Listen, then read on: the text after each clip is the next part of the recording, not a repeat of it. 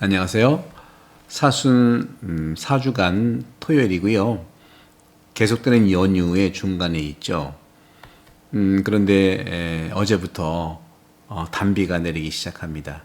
연휴 기간 동안의 비는 연휴를 즐기기에는 약간 불편할 수 있지만 땅과 우리 환경과 미세먼지를 생각한다면 아주 단비일 수 없겠습니다.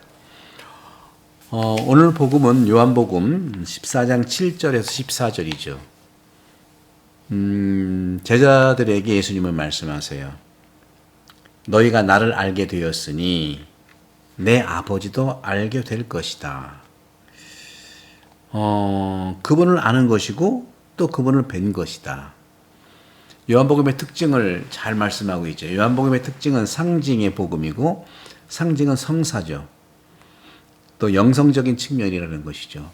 상징, 성사, 영성이라는 것은 안 보이는 하느님의 은총을 보이도록 하는 표징이잖아요. 손가락으로 달을 가리켰는데 손가락만 보인다면 달이 가리키는 달을 우리는 못 보는 겁니다. 그러니까 보이는 손가락을 통해서 안 보이는 달까지, 손가락이 가리키는 달까지 보는 것이 영성이고 상징이고 성사성이죠.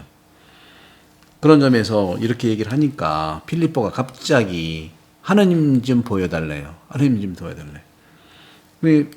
예수님께서 필립보야, 이토록 오랫동안 내가 너희와 함께 지냈는데도 나를 모른다는 말이냐? 그러면서 말씀하십니다. 나를 본 사람은 곧 아버지를 뵌 것이다. 우리 초기 교회 때부터 이콘을 많이 그렸죠. 이콘. 우리 초기 천년의 이제 전통인데, 이콘이라는 것은 말 그대로 이미지잖아요. 아이콘. 근데 교회 역사를 통해서 볼 때는 787년에 이제 공의회에서 이콘 논쟁에 대한 어떤 그 결정적인 그 지침을 줬는데, 구약 성경에 따르면 하느님의 이미지, 하느님의 상을 만들 수는 없어요.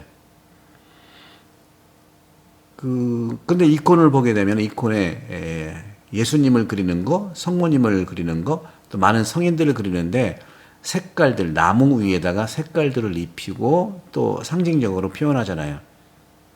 그렇기 때문에 이 나무를 공경하는 게 아니에요. 색깔을 공경하는 게 아니죠. 색깔을 우리가 믿는 게 아니지 않습니까? 그 우상이죠. 색깔을 공경하고 색깔을 믿는다면. 그럼 이콘은 무엇이냐? 바로 이콘은 색깔과 나무와 또 많은 재료, 즉 이콘 안에 계신 예수님을 믿는 거예요. 이콘 안에 계신 모습을 예언자로 또 성인으로 했을 때 공경하는 것이잖아요. 그러니까 이미지 자체를 믿는 게 아니고 색깔과 나무와 이런 형태를 믿는 게 아니고 그 형태 속에 형태가 표현하는, 손가락 형태는 손가락이잖아요. 그것 표현하는 그 목적물, 하느님을 믿는 거고 똑같습니다. 나를 보는 것이 하나님을 보는 것이다. 분명히 말씀하셨죠. 나를 본 사람이 곧 아버지를 뵌 것이다.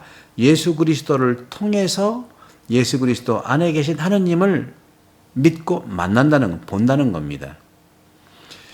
그런 점에서도 오늘 10절에 보면 내가 아버지 안에 있고 아버지께서 내 안에 계시다는 것을 너는 믿지 않느냐 하는 것이죠. 내가 너희에게 하는 말은 나 스스로 하는 말이 아니다. 내 안에 머무르시는 아버지께서 당신의 일을 하시는 것이다. 그리스도 안에서 움직이시는 하느님을 본다는 것이죠. 이게 성사성이에요. 그러니까 우리가 교회는 성사라고 하는 말씀도 있잖아요. 그죠? 하느님의 성사인 예수 그리스도, 그리스도의 성사인 교회. 예. 그런 점에서도 11절에 보게 되면 내가 아버지 안에 있고 아버지께서 내 안에 계시다고 한 말을 믿어라. 믿지 못하겠거든 이 일들을 보아서도 믿어라. 제가 지난 수요일인가요? 같은 내용입니다. 필립보와 야고보 사도 축일에도 같은 복음을 이제 우리 읽었는데, 바로 이 부분에서 우리는 이콘에 대한 이해, 이미지, 또 예수님, 오늘 분명히 말씀, 나를 본 것은, 나를 본 사람은 아버지를 뵌 것이다. 그래서 이걸 어떻게 표현할 수 있냐면요, 우리가 유리창으로 표현할 수 있어요. 유리창. 유리창은요, 더러우면, 유리창이 더러우면 세상이 밖에 안 보이는 거예요. 그렇지만 유리창이 깨끗하고 맑으면 유리창을 통해서 세상이 보이잖아요. 그러니까 이 이콘이라고 하는 것은 바로 유리창하고 똑같은 거예요. 그러니까 오늘 주님께서 나를 본 사람은 아버지를 뵌 것이다 했을 때, 나를 본 사람, 예수님이 이 유리창이죠. 예수님이 유리창이기 때문에 유리창이 깨끗하면 밖에 보이는 것처럼, 예수님이 순수한 유리창으로서 예수님이니까 예수님을 통해서 아버지를 본다는 겁니다. 순수한 마음. 그러니까 우리에게도 마찬가지예요. 그 사람의 마음을 잘 맑고 깨끗한 마음이라면 그 유리창이 바로 우리 마음과 똑같은 것이기 때문에 마음을 통해서 진정한 내 안에 하느님을 만날 수 있다는 것이죠. 마음을 읽어주는 것이 대단히 중요합니다. 그래서 우리는 마음의 문화, 한국의 마음의 문화예요. 그래서 한국 분들이 이콘을 왜 그렇게 좋아하는지.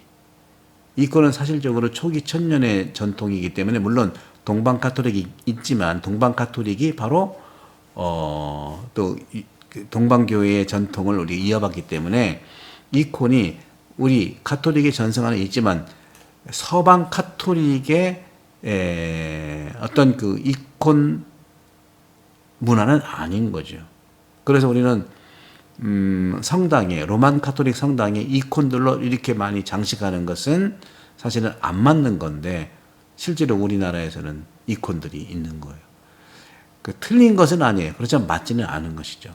하지만 한국 사람들은 마음을 통해서 신앙생활하는 것이 대부분이기 때문에 이콘에 그렇게 매료를 느끼고, 인천 가톨릭대학교에 그리스도교 예술학과가 있는데 거기 이콘 전공자들에서 많은 이콘 작가들이 이렇게 배출됐죠.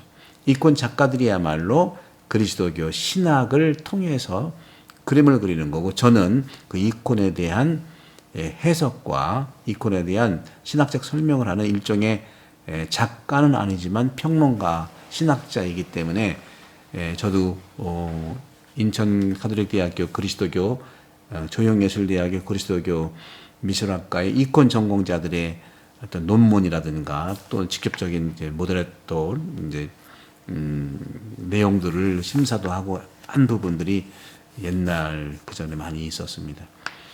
그런 점에서 오늘 복음을 통해서 우리는 이콘에 대한 이 부분들, 이콘은요 색깔과 나무를 공경하는 것이 아니고 그 속에 있는 모습, 예수님의 모습을 이콘에 있는 색깔과 나무와 형태를 통과한 그것이 지정하는 예수님을 믿는 것이고요. 그런 점에서 유리와 같은 측면에서 맑은 유리창이에요. 유리가 맑을수록 나는 세상 것을 바라볼 수 있는 거죠. 바로 예수 그리스도가 맑은 유리이기 때문에 예수님을 통해서 바로 하느님을 보는 겁니다. 하느님을 직접 보기는 어렵잖아요. 그렇죠? 볼 수가 없잖아요. 그래서 예수님께서는 아버지와 나는 하나라고 했고, 결국에는 내 이름으로 아버지께 청하면 다 무엇이든지 다 이루어진다고 말씀하셨고, 그런 점에서 청원 기도도 이콘 기도와 통하는 겁니다. 그래서 이런 부분에서 우리 그리스도교 신자들이 오늘 복음을 통해서 이콘의 이미지를 통해서 하나님을 만나고, 또 예수 그리스도를 통해서 아버지께 기도를 드리고, 또 맑은 창문이신 예수님을 통해서 하느님을 만날 수 있는 축복이 가득한 또 날이 되기를 축복합니다. 성부와 성자와 성령께서는 여러분 모두에 행복합니다. 감사합니다.